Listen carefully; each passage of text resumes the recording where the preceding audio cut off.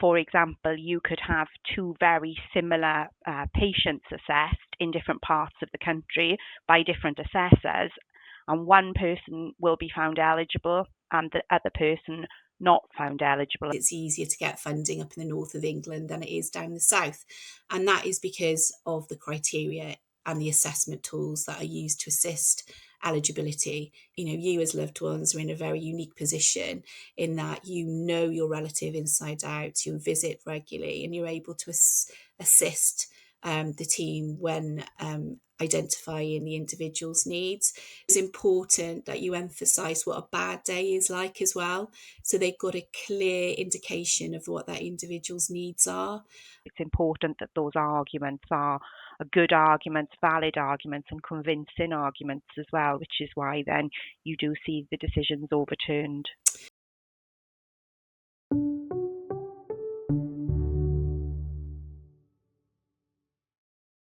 Welcome to HJ Talks. This is a podcast for you to understand the care system and funding in England and Wales. The show will take you through all things related to health and social care and the funding of it. I'm Lisa Morgan. I'm a partner and head of the nursing care department at Hugh James. As a team, we've been working in this area for over 16 years and have recovered over £200 million in wrongly paid care fees for our clients. We've acted for over 10,000 clients over the last 16 years, and we've held our clients' hands through this complex process. And with me today is Michelle Evans. Hi, Michelle. Hi, I'm a legal director in the nursing care department, and I've worked with Lisa for the last 15 years. So today, the first topic we're going to talk about is NHS Continuing Healthcare, or CHC, what it is, who qualifies for it, and how it differs from other healthcare funding in England and Wales. If you've been hearing about CHC but aren't entirely sure about what it is, who it's for, or if a loved one might be eligible for this type of funding, you are in the right place. So what is NHS Continuing Healthcare? That's a question we're asked all the time, aren't we, Mish? So I think, what we really need to do initially is just to briefly define what CHC is. So in simple terms, what is CHC, Mish? Well, continuing healthcare, or CHC, is a package of care that's funded and arranged by the NHS. There is no cost for it. It's funded solely by the NHS, and that's one of the reasons. Well, that's the reason why it's so important that people's eligibility for it is considered correctly. Because if you are eligible for CHC, you don't have to pay anything for your care. So exactly. So CHC can basically help people with very high level of care needs by covering the full cost of their care. And obviously this is different to social care funding, where social care funding is means tested, isn't it? And it's looking social care funding is sometimes difficult to understand, and it is difficult to understand what the difference between the two is. But from a financial point of view, if it is social care, it will be means tested, and the majority of people have to pay towards their care fees.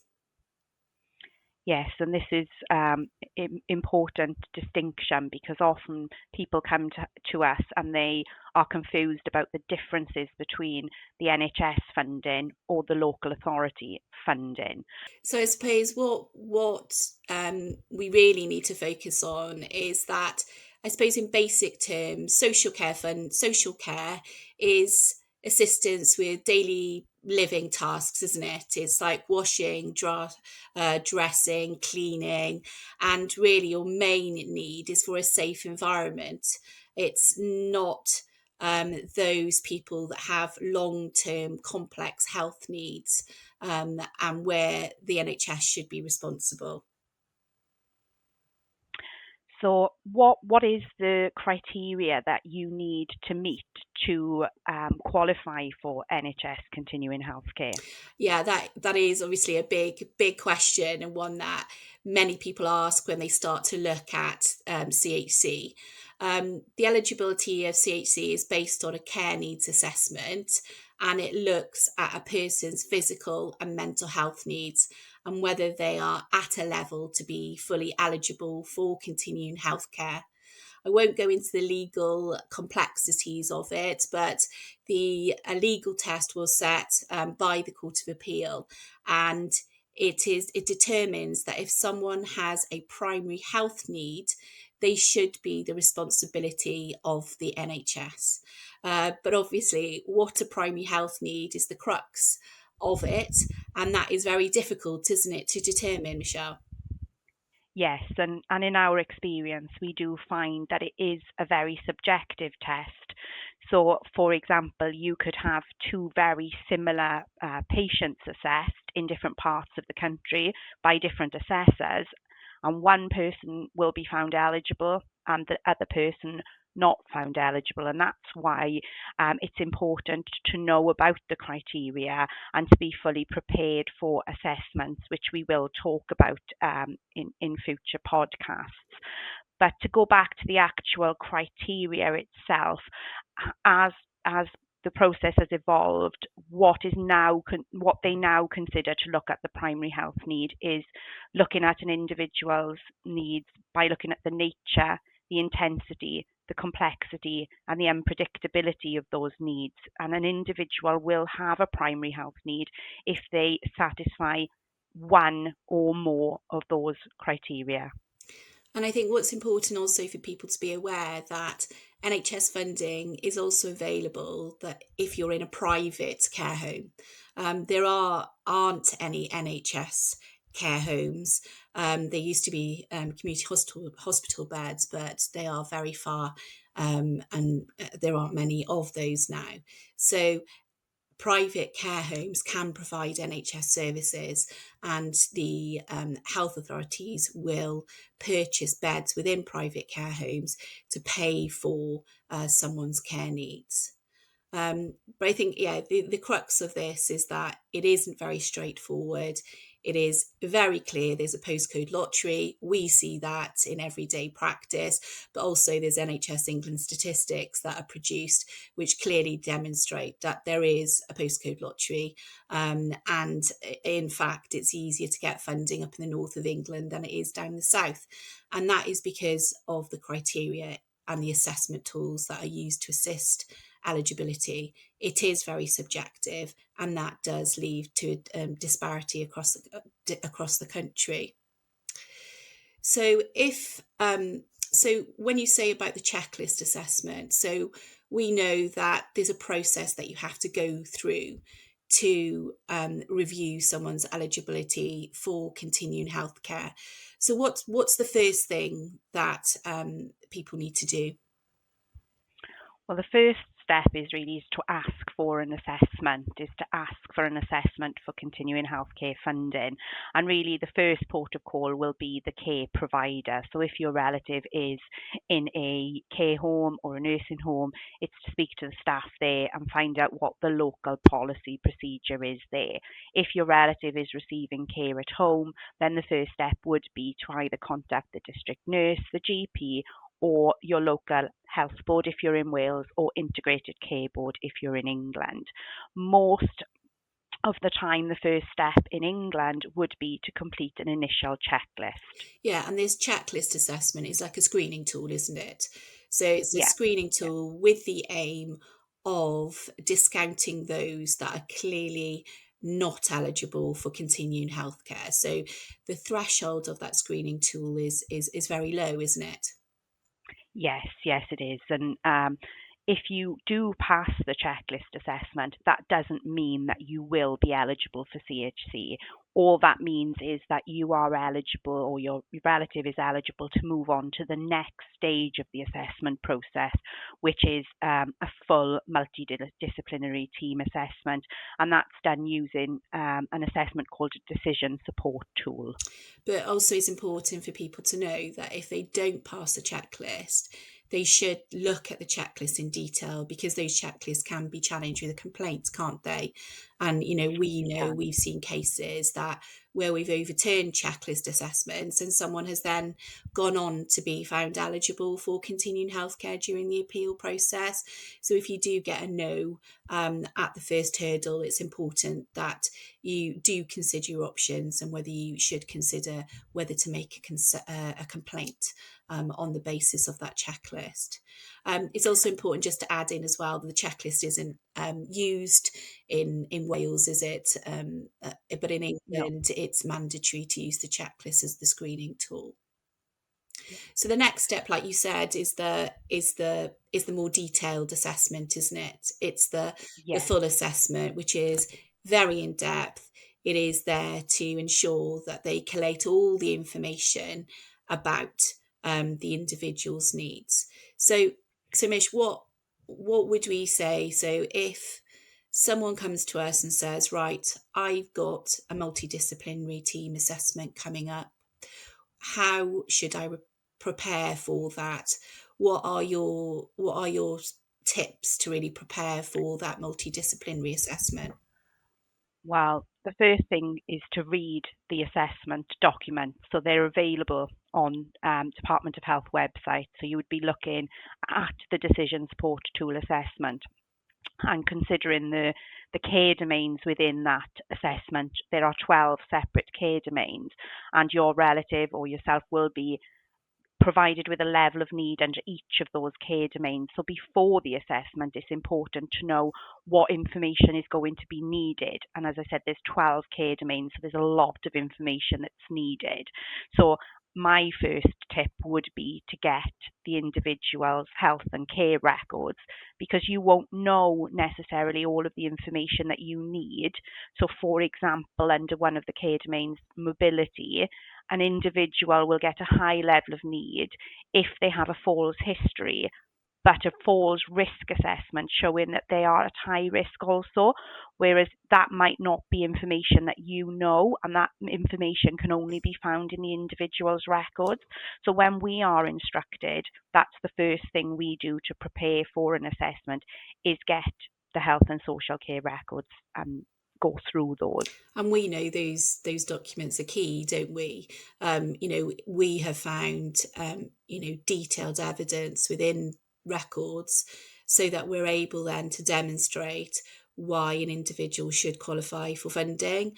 We know it in itself, obtaining those records can be quite an onerous task, but it is certainly it's a very well worked through process, because it is that evidence, that black and white evidence, that will help you support why your loved one is eligible for that funding.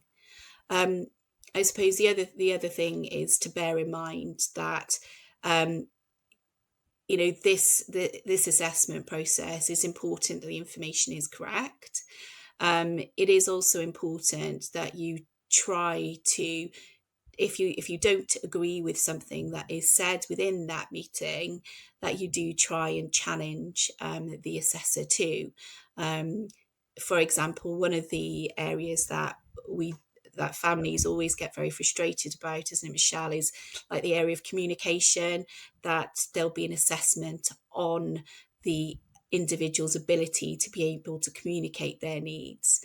And so, you as loved ones are in a very unique position in that you know your relative inside out, you visit regularly, and you're able to assist the team when identifying the individual's needs. So it's having that confidence to make sure that they are applying the test correctly, they are completing the assessment correctly. And I suppose that's where we do come in very useful, don't we, Michelle? Because obviously we've got years and years of experience of dealing with this, and we know what should be taken into account and what shouldn't be taken into account. And as lawyers, it's second nature for us to analyse evidence and apply that evidence to the criteria, and that is in fact what we do. We often get asked, well, how can you do this and how can you help when you're not nurses or social workers? And that is the reason that the crux of a good assessment is the evidence and analysing that evidence, and that's how you do get positive decisions and fair decisions. And I suppose the other thing is to bear in mind that whilst that assessment may be undertaken on that day, you've got to bring to the table what like a bad day is as well. So for example, the day that they may have gone in to assess may be a good day, but a good day is quite rare. So it's important that you emphasize what a bad day is like as well. So they've got a clear indication of what that individual's needs are. And they go through different care domains, don't they, Michelle? There's specific ones to look at: communication, mobility, drugs, cognition, behaviour, challenging behaviour. There's a number, but it's very specific, and that's why it's important to look through that decision support tool before the meeting, understand the different levels and the descriptors within that levels to decide where you feel your relative should fit within that decision support tool. So once the assessment is done, you're informed of the decision. You receive a decision letter, but you should also have a copy of the decision. Now, it is very important that you read the letter from the ICB or the local health board, because that assessment will have a time frame. So if you're not happy with the decision, you have a time frame in which to appeal. The timeframes are very strict, and as solicitors, we're very aware of these timeframes. And if you don't meet those timeframes, you won't be able to challenge the decision. So in England, once you've got a decision support tool, you have 6 months in which to challenge that decision to the ICB. In Wales, it's far stricter and far shorter, in that you have to notify them that you wish to challenge it within 28 days, and then you can give full reasons within 6 months. Okay, but it's very important that you do meet those, or your ability to be able to challenge those assessments will be lost. One of the things I know that families feel is, why would I challenge decisions? Because why wouldn't this decision be right in the first place? That surely the NHS would make the right decision. I know I'm asked that a lot. But I mean, we know statistics show that about 20% of decisions are overturned at local level and 30% at national level. And we know in our own workings, don't we, Michelle, we wouldn't have the track record we had if the NHS were making the decisions correctly. So it's always worth truly considering an assessment to decide whether you wish to challenge it. Yeah, and it goes back to what we said at the beginning. It's subjective. So at an appeal, generally the case will be looked at by a different team, and they have different opinions about who should be eligible for CHC, and they will then take on board any arguments that have been put forward. So it's important that those arguments are good arguments, valid arguments, and convincing arguments as well, which is why then you do see the decisions overturned. And yeah, and of course, like, this is a complex process, and with all complex processes, there's challenges. And when it comes to applying for CHC, one of the most common difficulties is that we see that people are initially rejected for funding, often because the criteria hasn't been fully understood, or because the evidence provided hasn't been detailed enough. Okay, so I think that brings us to the end of our first podcast. Thank you for listening. We will be providing further podcasts in the future around the topic of care and paying for care. So if you do want to listen to us further, please subscribe using the details below. Thank you.